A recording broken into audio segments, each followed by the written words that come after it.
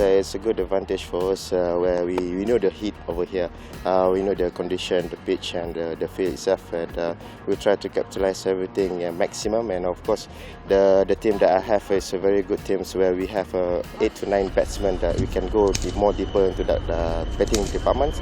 So we wanted to focus on to beat a big margin in every game.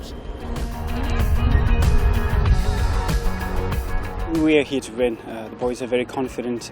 We are looking to get into the top 3 because top 3 qualifies for the next round. And we have played against most of the teams. And even in the last tournament, we have played and beaten some of the teams who will be participating in this tournament. There are big teams, but we are really looking forward to a challenge like that. The boys are very up for it. So yeah, we are looking for a win. Last whole month we have been training, starting 6 o'clock at the night and finishing 12 o'clock. We had a 3-match series against Malaysia. We beat them 3-0. So preparations have been good.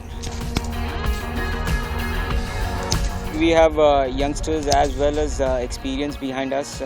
We have quite a fit team, and our batting has been strong and our pace bowling attack is also strong.